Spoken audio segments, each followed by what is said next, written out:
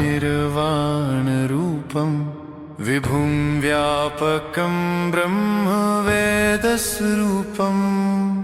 निजं निर्गुणं निर्विकल्पं निरीहं चिदाकाशमाकाशवासं भजेऽहं निराकारमोकारमूलं तुरीयं गिराज्ञानगोतीतमीशं गिरीशं करालं महाकालकालं कृपालं गुणागारसंसारपारं नतोऽहं तुषाराद्रिसङ्काशगौरं गभीरं मनोज्ञं लसत्कुण्डलं गण्डहारं महादेवं मुक्तेश्वरं पार्वतीशं जगतारकं सर्वलोकैकनाथं प्रकृते परं परमानन्दमेकं जगद्व्यापकं निराकारमेकं निरानन्दमेतन्महादेवमेवं स्मरामि स्मरामि सततं महेशं शिवं शान्तमूर्तिं श्रुतिं ज्ञानगम्यं विभुं व्यापकं ब्रह्मवेदस्वरूपं शिवं योगिनां शङ्करं महादेवमेकं स्मरामि स्मरामि महेशं सुरेशं महेशं त्रिनेत्रं जनानां भयं मृत्युहारं सुरेशं वरेण्यं वरदं विश्वनाथं विजयं भजेऽहं भवानीपतिं भक्तवत्सलम् अखण्डं अजं भानुकोटिप्रभासं चिदाकाशमाकाशवासं भजेऽहम् अजं निर्विकल्पं निराकारमेवं महेशं महादेवमीशं भजेऽहं रुद्राष्टकमिदं प्रोक्तं विप्रेण हरतोषाय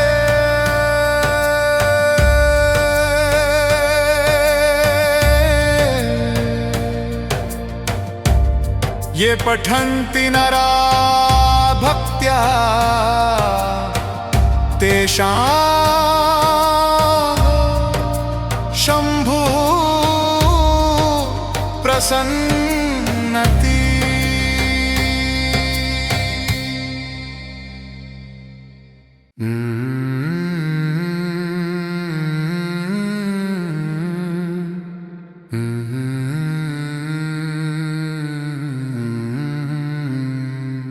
नमामि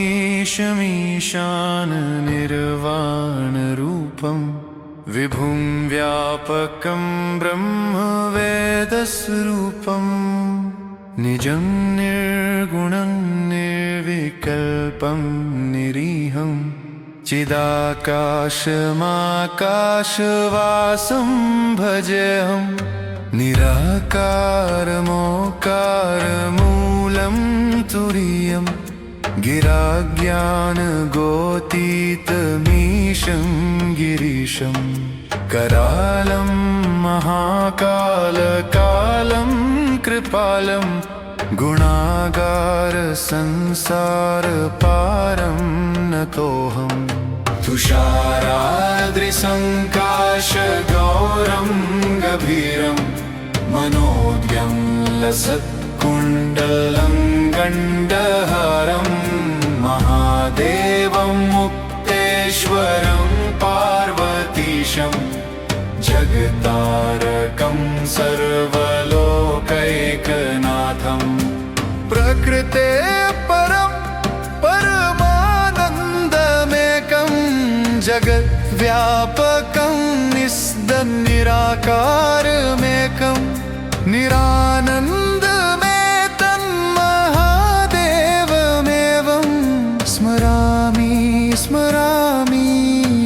सततं महेशं शिवं शान्तमूर्तिं श्रुतिं ज्ञानगम्यं विभुं व्यापकं ब्रह्मवेदस्वरूपं शिवं योगिनां योगिनां शङ्करं महादेवमेकं स्मरामि स्मरामि महेशं सुरेशं महेशं त्रिनेत्रं जनानां भयं मृत्युहारं सुरेशं वरेण्यं वरदं विश्वनाथं विजयं भजेऽहं भवानीपतिं भक्तवत्सलम् अखण्डं अजं भानुकोटिप्रभासं चिदाकाशमाकाशवासं भजेऽहम् अजं निर्विकल्पं निराकारमेवं महेशं महादेवमीशं भजेऽहम् रुद्राष्टकमिदं प्रोक्तं विप्रेण हरतोषाय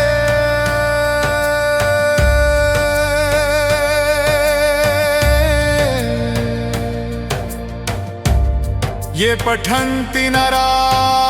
भक्त्या तेषां शम्भु प्रसन्नति।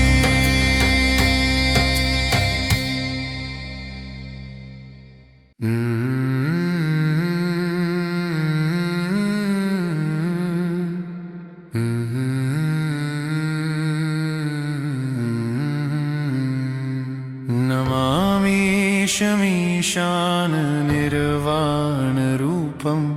विभुं व्यापकं ब्रह्मवेदस्वरूपं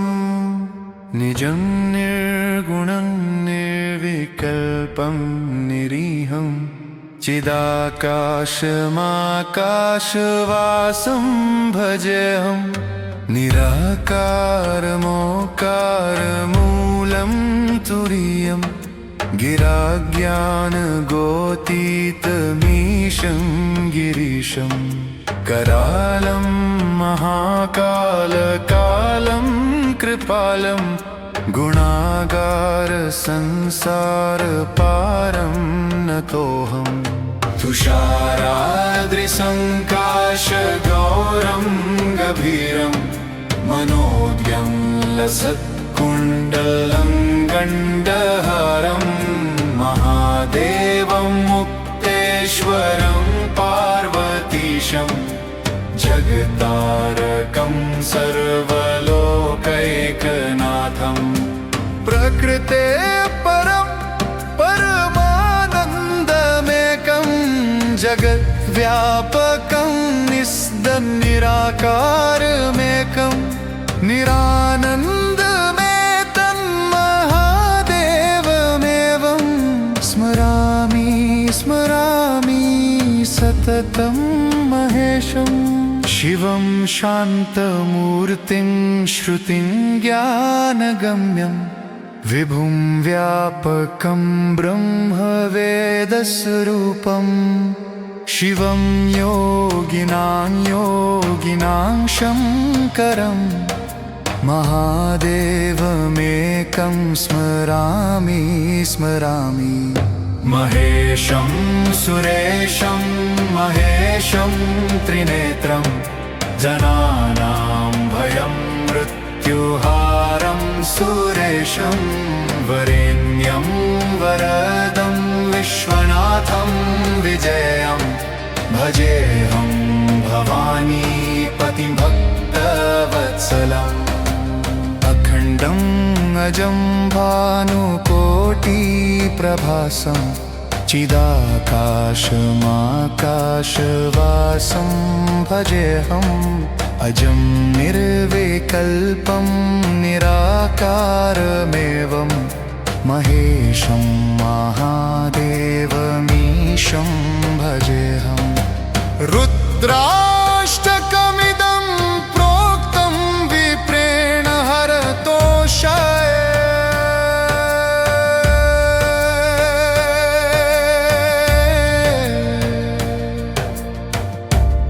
ये पठन्ति नरा भक्त्या तेषां शम्भु प्रसन्नति।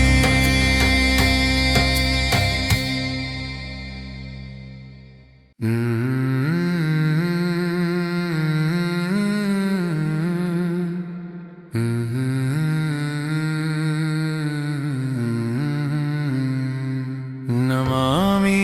शमीशान निर्वाणरूपं विभुं व्यापकं ब्रह्मवेदस्वरूपं निजं निर्गुणं निर्विकल्पं निरीहं चिदाकाशमाकाशवासं भजेऽहं निराकारमोकारमूलं तुरीयम् गिराज्ञानगोतीतमीशं गिरीशं करालं महाकालकालं कृपालं गुणागारसंसारपारं नतोऽहं तुषाराद्रिसङ्काशगौरं गभीरं मनोज्ञं लसत्कुण्डलं गण्डहारं महादेवं मुक्तेश्वरं पार्वतीशं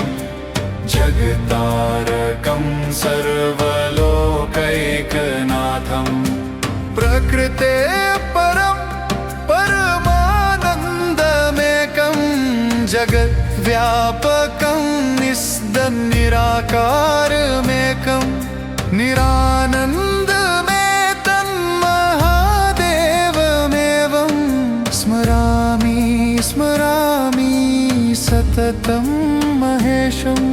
शिवं शान्तमूर्तिं श्रुतिं ज्ञानगम्यं विभुं व्यापकं ब्रह्मवेदस्वरूपं शिवं योगिनां शङ्करं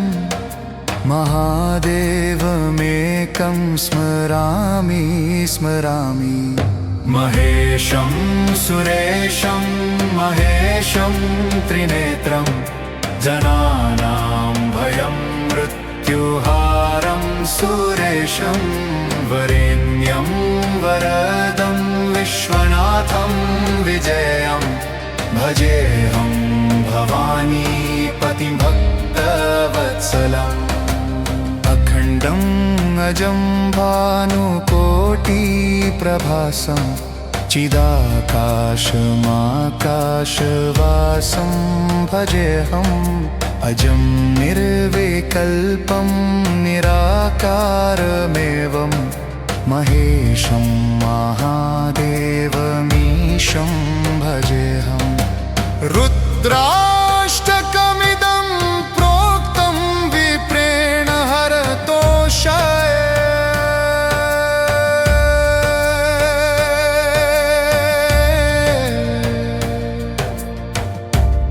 ये पठन्ति नरा भक्त्या तेषां शम्भु प्रसन्नति।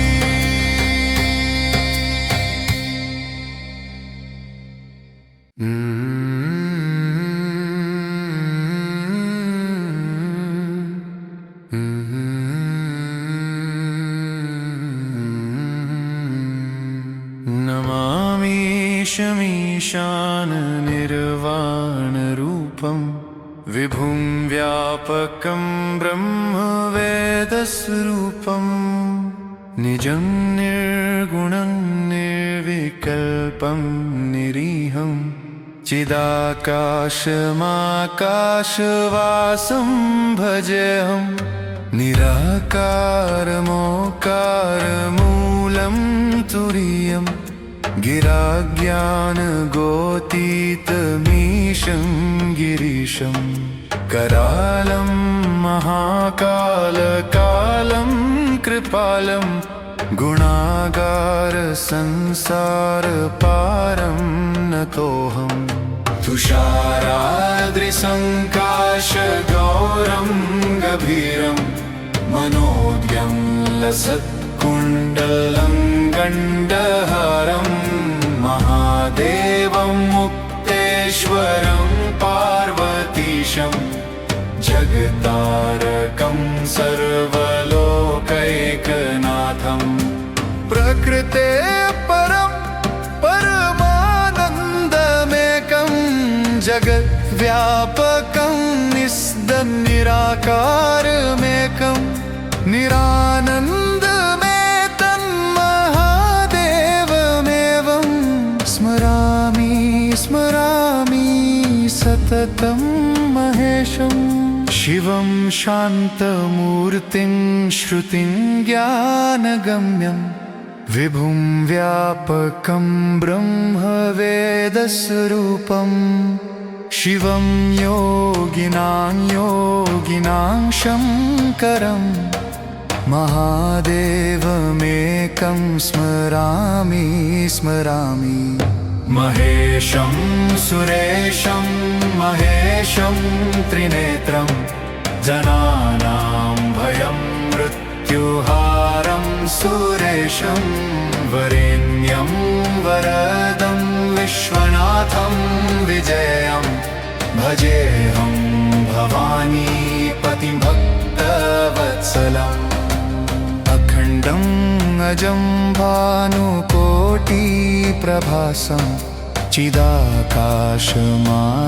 चिदाकाशमाकाशवासं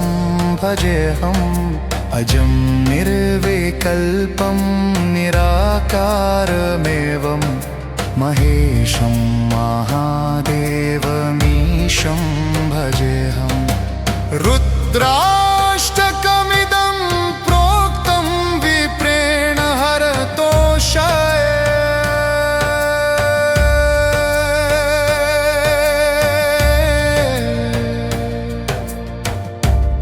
ये पठन्ति नरा भक्त्या तेषां शम्भुः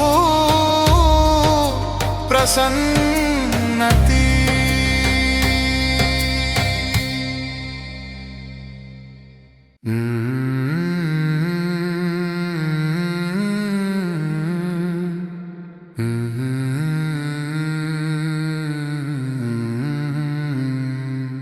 नमामि शमीशाननिर्वाणरूपं विभुं व्यापकं ब्रह्मवेदस्वरूपं निजं निर्गुणं निर्विकल्पं निरीहं चिदाकाशमाकाशवासं भजेऽहं निराकारमोकारमूलं तुरीयं गिराज्ञानगोतीतमीशं गिरीशं करालं महाकालकालं कृपालं गुणागारसंसारपारं नतोऽहं तुषाराद्रिसङ्काशगौरं गभीरं मनोज्ञं लसत्कुण्डलं गण्डहारं महादेवं मुक्तेश्वरं पार्वतीशं जगतारकं सर्वलोकैकनाथं प्रकृते परं परमानन्दमेकं जगद्व्यापकं निराकारमेकं निरानन्दमेतन्महादेवमेवं स्मरामि स्मरामि सततं महेशं शिवं शान्तमूर्तिं श्रुतिं ज्ञानगम्यं विभुं व्यापकं ब्रह्मवेदस्वरूपं शिवं योगिनां शङ्करं महादेवमेकं स्मरामि स्मरामि महेशं सुरेशं महेशं त्रिनेत्रं जनानां भयं मृत्युहारं सुरेशं वरेण्यं वरदं विश्वनाथं विजयं भजेऽहं भवानीपतिं भक्तवत्सलम् अखण्डं अजं भानुकोटिप्रभासं चिदाकाशमाकाशवासं भजेऽहम् अजं निर्विकल्पं निराकारमेवं महेशं महादेवमीशं भजेऽहम् रुद्राष्टकमिदं प्रोक्तं विप्रेण हरतोषाय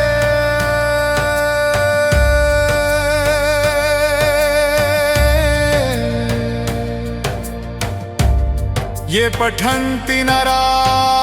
भक्त्या तेषां शम्भु प्रसन्नति।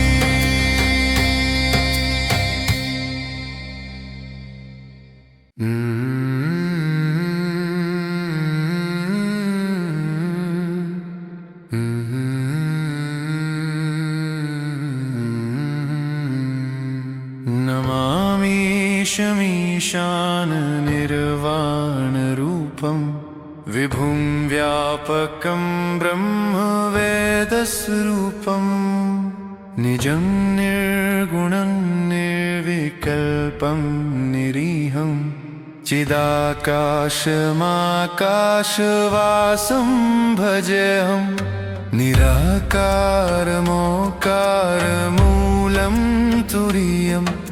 गिराज्ञानगोतीतमीशं गिरीशं करालं महाकालकालं कृपालं गुणागारसंसारपारं नतोऽहं तुषाराद्रिसङ्काशगौरं गभीरं मनोज्ञं लसत्कुण्डलं गण्डहारं महादेवं मुक्तेश्वरं पार्वतीशं जगतारकं सर्वलोकैकनाथं प्रकृते परं परमानन्दमेकं जगद्व्यापकं निस्दं निराकारमेकं निरानन्दमेतन्महादेवमेवं स्मरामि स्मरामि सततं महेशं शिवं शान्तमूर्तिं श्रुतिं ज्ञानगम्यं विभुं व्यापकं ब्रह्मवेदस्वरूपं शिवं योगिनां शङ्करं महादेवमेकं स्मरामि स्मरामि महेशं सुरेशं महेशं त्रिनेत्रं जनानां भयं मृत्युहारं सुरेशं वरेण्यं वरदं विश्वनाथं विजयं भजेऽहं भवानीपतिं भक्तवत्सलम् अखण्डं अजं भानुकोटिप्रभासं चिदाकाशमाकाशवासं भजेऽहम् अजं निर्विकल्पं निराकारमेवं महेशं महादेवमीशं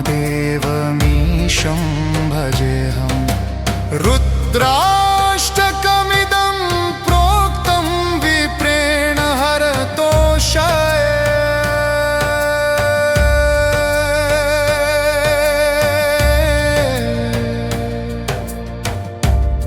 ये पठन्ति नरा भक्त्या तेषां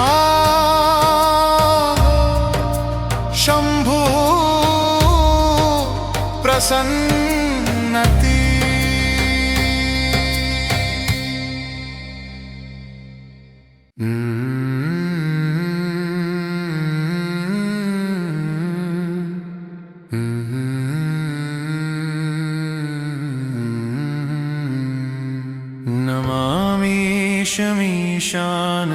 निर्वाणरूपं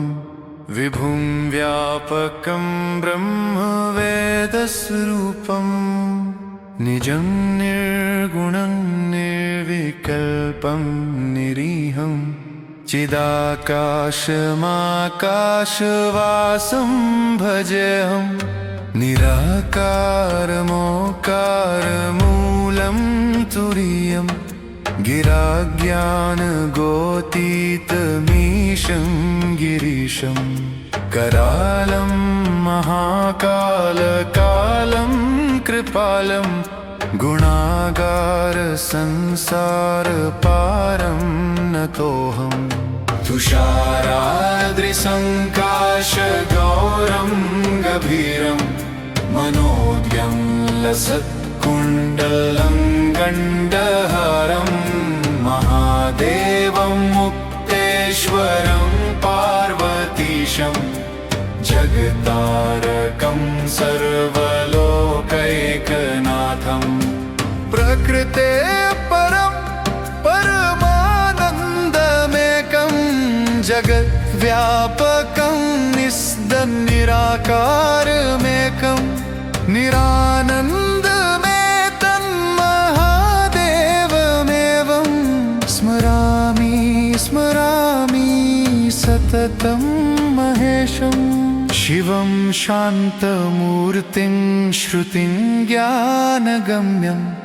विभुं व्यापकं ब्रह्मवेदस्वरूपं शिवं योगिनां शङ्करं महादेवमेकं स्मरामि स्मरामि महेशं सुरेशं महेशं त्रिनेत्रं जनानां भयं मृत्युहारं सुरेशं वरेण्यं वरदं विश्वनाथं विजयं भजेऽहं भवानीपतिं भक्तवत्सलम् अखण्डं अजं भानुकोटिप्रभासं चिदाकाशमाकाशवासं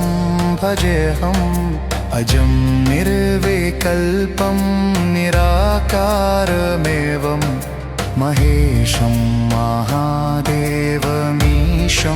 भजेऽहम् रुद्राष्टकमिदं प्रोक्तं विप्रेण हरतोषाय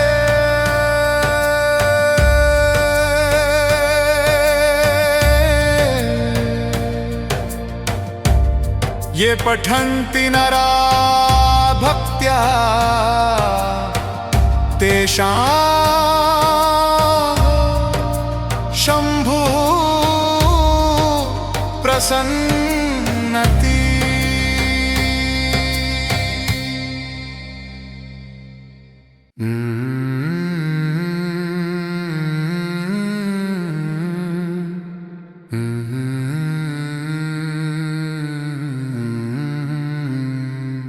नमामि निर्वाणरूपं विभुं व्यापकं ब्रह्मवेदस्वरूपं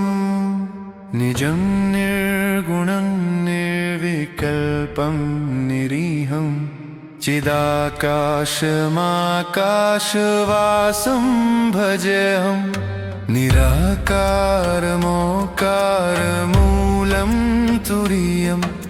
गिराज्ञानगोतीतमीशं गिरीशं करालं महाकालकालं कृपालं गुणागारसंसारपारं नतोऽहं तुषाराद्रिसङ्काशगौरं गभीरं मनोज्ञं लसत्कुण्डलं गण्डहारं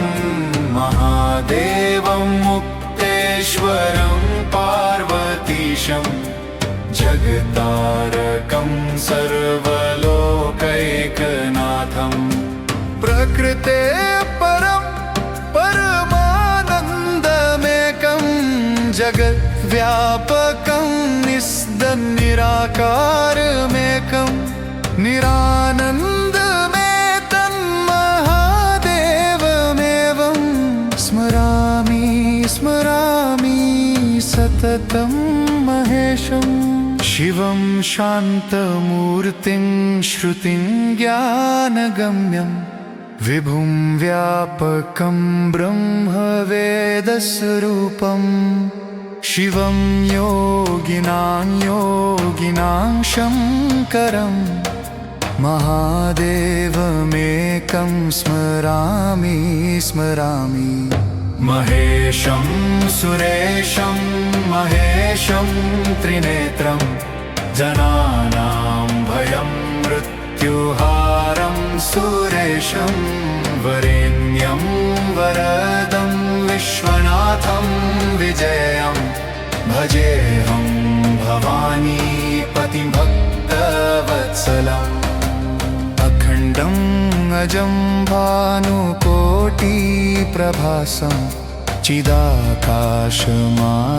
चिदाकाशमाकाशवासं भजेऽहम् अजं निर्विकल्पं निराकारमेवं महेशं महादेवमीशं भजेऽहम् रुद्राष्टकमिदं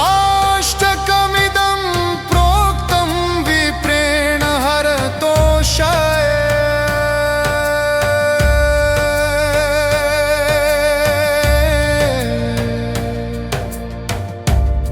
ये पठन्ति नरा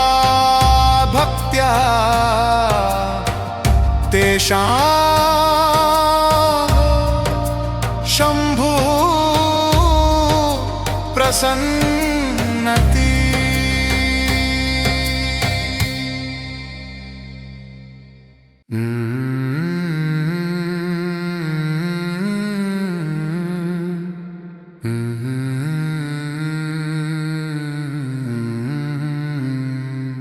नमामि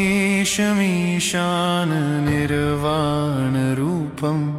विभुं व्यापकं ब्रह्मवेदस्वरूपं निजं निर्गुणं निर्विकल्पं निरीहं चिदाकाशमाकाशवासं भजेऽहं निराकारमोकारमूलं तुरीयं गिराज्ञानगोतीतमीशं गिरीशं करालं महाकालकालं कृपालं गुणागारसंसारपारं नतोऽहं तुषाराद्रिसङ्काशगौरं गभीरं मनोज्ञं लसत्कुण्डलं गण्डहारं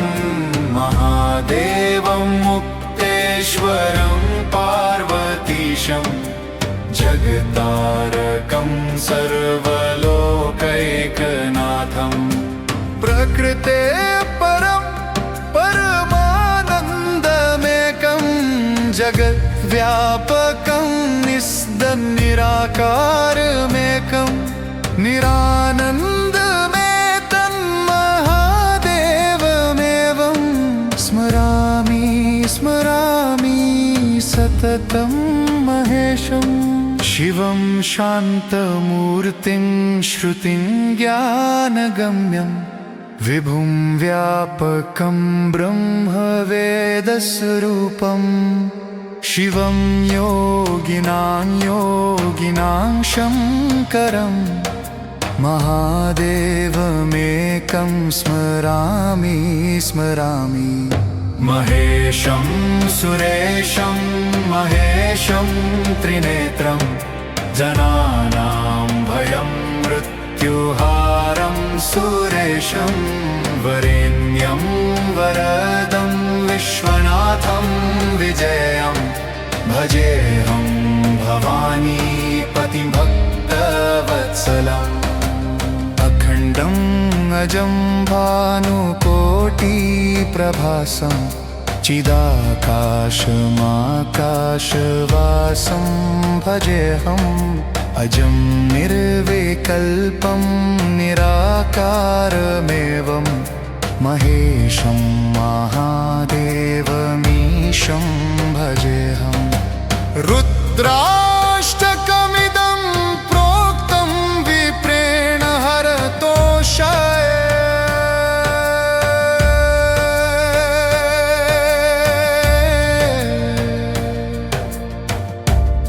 ये पठन्ति नरा भक्त्या तेषां शम्भुः प्रसन्नति।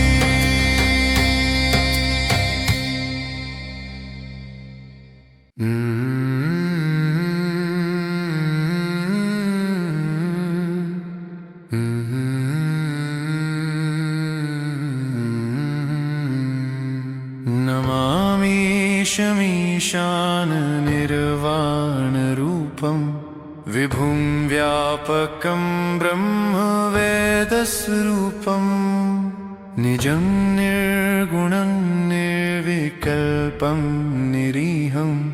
चिदाकाशमाकाशवासं भजेऽहं निराकारमोकारमूलं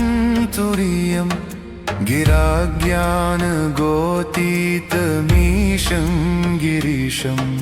करालं महाकालकालं कृपालं गुणागारसंसारपारं नतोऽहं तुषाराद्रिसङ्काशगौरं गभीरं मनोज्ञं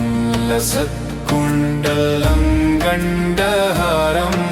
महादेवं मुक्तेश्वरं पार्वतीशं जगतारकं सर्वलोकैकनाथं प्रकृते परं परमानन्दमेकं जगद्व्यापकं निराकारमेकं निरानन्दमेतन्महादेवमेवं स्मरामि स्मरामि सततं महेशं शिवं शान्तमूर्तिं श्रुतिं ज्ञानगम्यं विभुं व्यापकं ब्रह्मवेदस्वरूपं शिवं योगिनां शङ्करं महादेवमेकं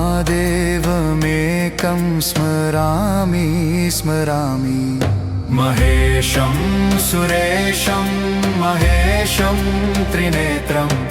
जनानां भयं मृत्युहारं सुरेशं वरेण्यं वरदं विश्वनाथं विजयं भजेऽहं भवानीपतिं भक्तवत्सलम् अखण्डं अजं भानुकोटिप्रभासं चिदाकाशमाकाशवासं भजेऽहम् अजं निर्विकल्पं निराकारमेवं महेशं महादेवमीशं भजेऽहम् रुद्राष्टकमिदं प्रोक्तं विप्रेण हरतोषाय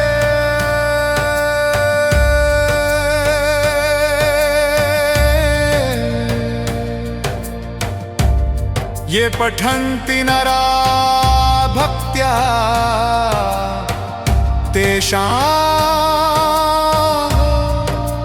शम्भुः प्रसन्नति।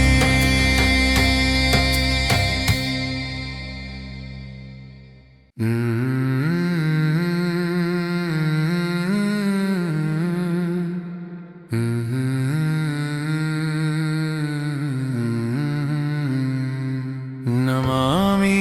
शमीशाननिर्वाणरूपं विभुं व्यापकं ब्रह्मवेदस्वरूपं निजं निर्गुणं निर्विकल्पं निरीहं चिदाकाशमाकाशवासं भजेऽहं निराकारमोकारमूलं तुरीयं गिराज्ञानगोतीतमीशं गिरीशं करालं महाकालकालं कृपालं गुणागारसंसारपारं नतोऽहम् तुषाराद्रिसङ्काशगौरं गभीरं मनोज्ञं लसत्कुण्डलं गण्डहारं महादेवं मुक्तेश्वरं पार्वतीशं जगतारकं सर्वलोकैकनाथं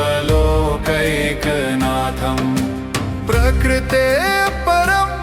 परमानन्दमेकं जगद्व्यापकं निराकारमेकं निरानन्दमेतन्महादेवमेवं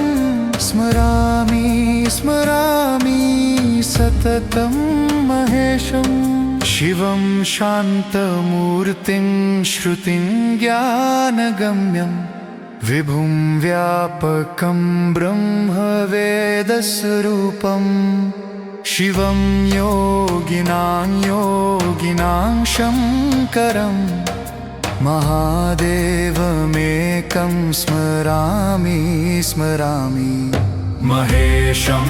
सुरेशं महेशं त्रिनेत्रं जनानां भयं मृत्युहारं सुरेशं वरेण्यं वरदं विश्वनाथं विजयं भजेऽहं भवानीपतिं भक्तवत्सलम् अखण्डं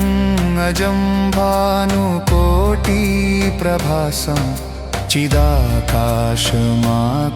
चिदाकाशमाकाशवासं भजेऽहम् अजं निर्विकल्पं निराकारमेवं महेशं महादेवमीशं भजेऽहम् रुद्राष्टकमिदं प्रोक्तं विप्रेण हरतोषाय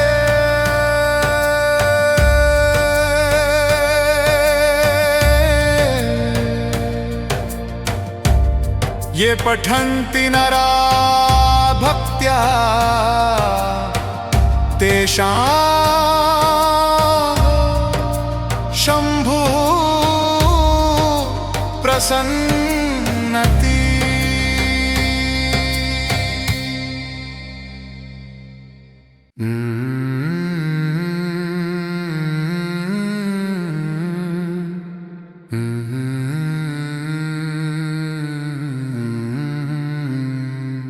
नमामि शमीशाननिर्वाणरूपं विभुं व्यापकं ब्रह्मवेदस्वरूपं निजं निर्गुणं निर्विकल्पं निरीहं चिदाकाशमाकाशवासं भजेऽहं निराकारमोकारमूलं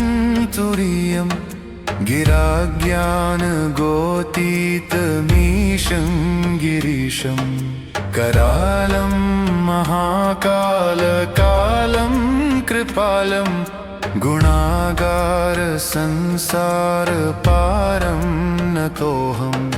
तुषाराद्रिसङ्काशगौरं गभीरं मनोज्ञं लसत्कुण्डलं गण्डहारं महादेवं मुक्तेश्वरं पार्वतीशं जगतारकं सर्वलोकैकनाथं प्रकृते परं परमानन्दमेकं जगद्व्यापकं निराकारमेकं निरानन्दमेतन्महादेवमेवं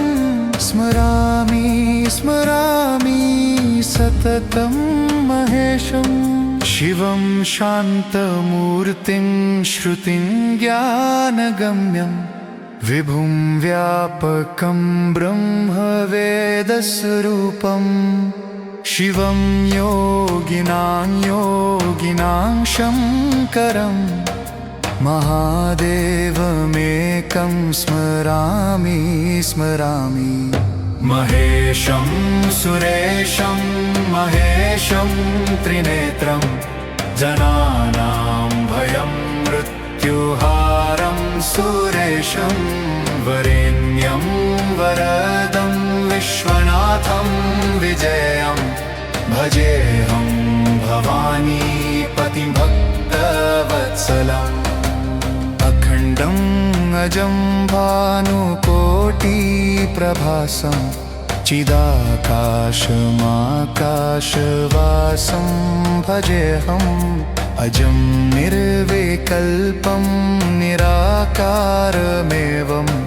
महेशं महादेवमीशं भजेऽहम्। रुद्राष्टकमिदं प्रोक्तं विप्रेण हरतोषाय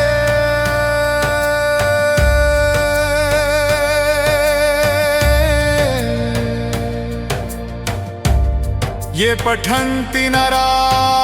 भक्त्या तेषां शम्भुः प्रसन्नति।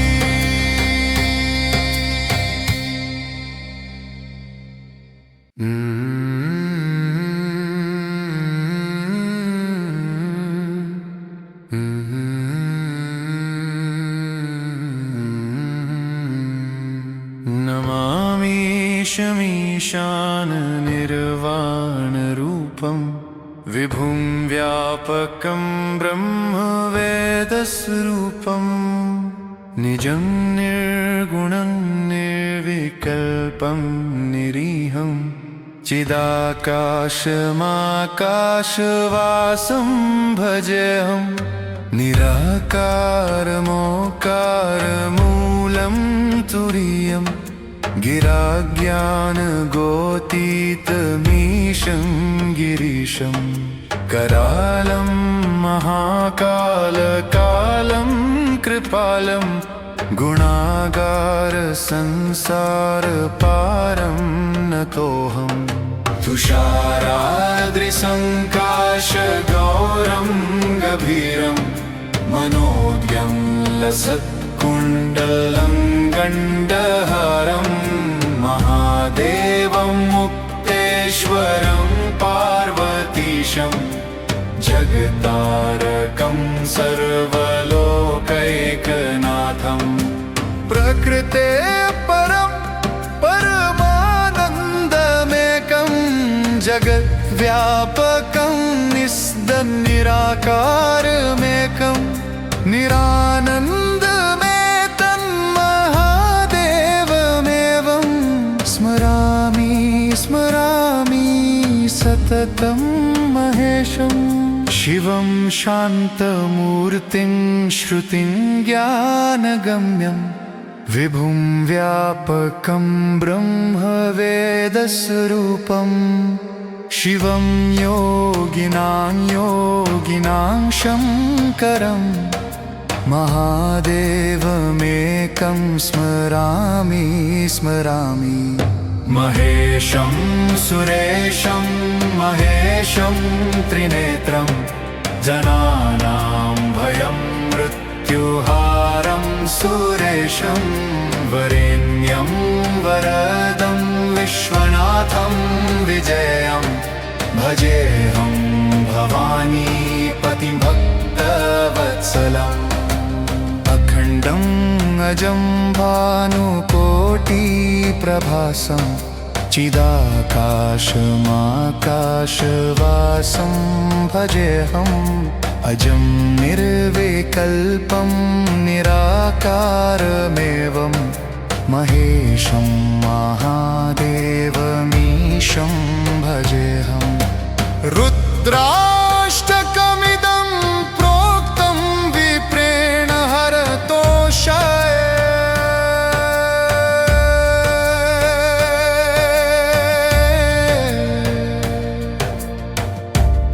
ये पठन्ति नरा भक्त्या तेषां शम्भु प्रसन्नति।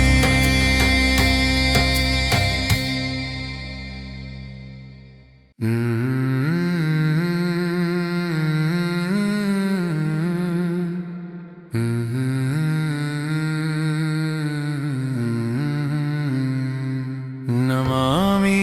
शमीशान निर्वाणरूपं विभुं व्यापकं ब्रह्मवेदस्वरूपं निजं निर्गुणं निर्विकल्पं निरीहं चिदाकाशमाकाशवासं भजेऽहं निराकारमोकारमूलं तुरीयं गिराज्ञानगोतीतमीशं गिरीशं करालं महाकालकालं कृपालं गुणागारसंसारपारं नतोऽहं तुषाराद्रिसङ्काशगौरं गभीरं मनोज्ञं लसत्कुण्डलं गण्डहारं महादेवं मुक्तेश्वरं पार्वतीशं जगतारकं सर्वलोकैकनाथं प्रकृते परं परमानन्दमेकं जगद्व्यापकं निराकारमेकं निरानन्दमेतन्महादेवमेवं स्मरामि स्मरामि सततं महेशं शिवं शान्तमूर्तिं श्रुतिं ज्ञानगम्यं विभुं व्यापकं ब्रह्मवेदस्वरूपं शिवं योगिनां योगिनां शङ्करं महादेवमेकं स्मरामि स्मरामि महेशं सुरेशं महेशं त्रिनेत्रं जनानां भयं मृत्युहारं सुरेशं वरेण्यं वरदं विश्वनाथं विजयं भजेऽहं भवानीपतिं भक्तवत्सलम् अखण्डं अजं भानुकोटिप्रभासं चिदाकाशमाकाशवासं भजेऽहम् अजं निर्विकल्पं निराकारमेवं महेशं महादेवमीशं भजेऽहम् रुद्राष्टकमिदं प्रोक्तं विप्रेण हरतोषाय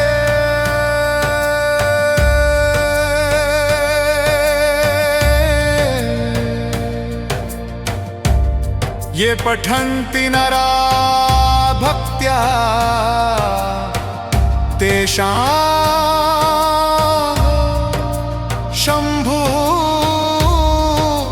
प्रसन्नति।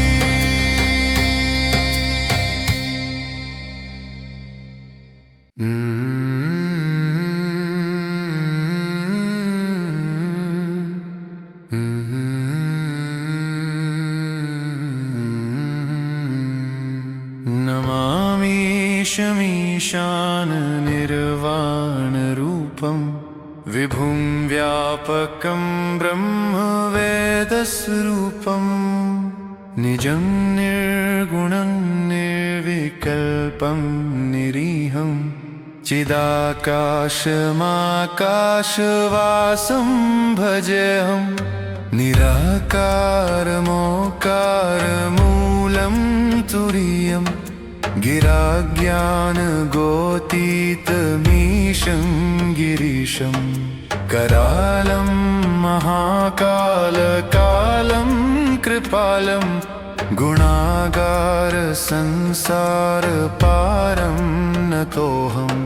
तुषाराद्रिसङ्काशगौरं गभीरं मनोज्ञं लसत्कुण्डलं गण्डहारं महादेवं मुक्तेश्वरं पार्वतीशं जगतारकं सर्वलोकैकनाथं प्रकृते परं परमानन्दमेकं जगद्व्यापकं निराकारमेकं निरानन्दमेतन्महादेवमेवं स्मरामि स्मरामि सततं महेशं शिवं शान्तमूर्तिं श्रुतिं ज्ञानगम्यं विभुं व्यापकं ब्रह्मवेदस्वरूपं शिवं योगिनां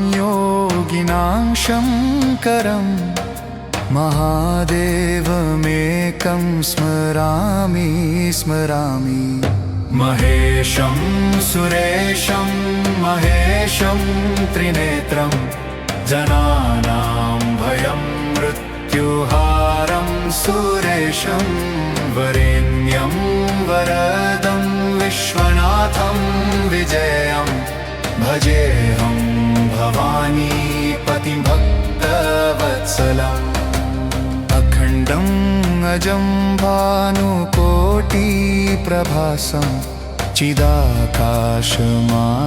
चिदाकाशमाकाशवासं भजेऽहम् अजं निर्विकल्पं निराकारमेवं महेशं महादेवमीशं भजेऽहम् रुद्राष्टकमिदं प्रोक्तं विप्रेण हरतोषाय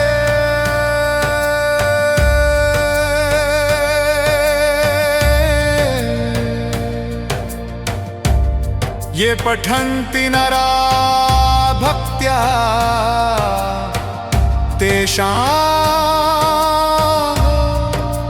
शम्भु प्रसन्नति।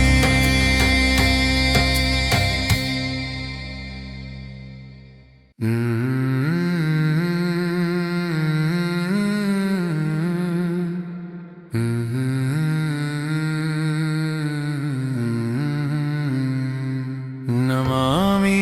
शमीशाननिर्वाणरूपं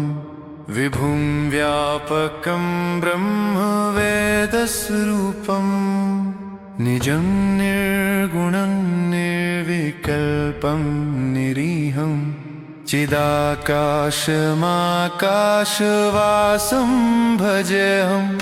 निराकारमोकारमूलं तुरीयं गिराज्ञानगोतीतमीशं गिरीशं करालं महाकालकालं कृपालं गुणागारसंसारपारं नतोऽहं तुषाराद्रिसङ्काशगौरं गभीरं मनोज्ञं लसत्कुण्डलं गण्डहारं महादेवं मुक्तेश्वरं पार्वतीशं जगतारकं सर्वलोकैकनाथं प्रकृते परं परमानन्दमेकं जगद्व्यापकं निराकारमेकं निरानन्दमेतन्महादेवमेवं स्मरामि स्मरामि सततं महेशं शिवं शान्तमूर्तिं श्रुतिं ज्ञानगम्यं विभुं व्यापकं ब्रह्मवेदस्वरूपं शिवं योगिनां शङ्करं महादेवमेकं स्मरामि स्मरामि महेशं सुरेशं महेशं त्रिनेत्रं जनानां भयं मृत्युहारं सुरेशं वरेण्यं वरदं विश्वनाथं विजयं भजेऽहं भवानीपतिं भक्तवत्सलम् अखण्डं अजं भानुकोटिप्रभासं चिदाकाशमाकाशवासं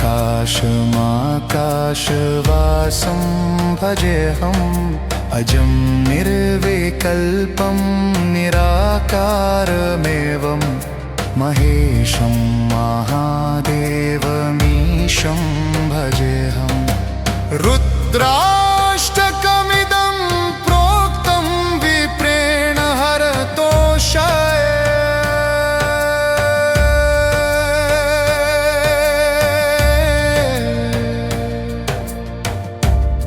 ये पठन्ति नरा भक्त्या तेषां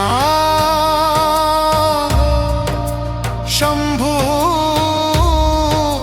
प्रसन्न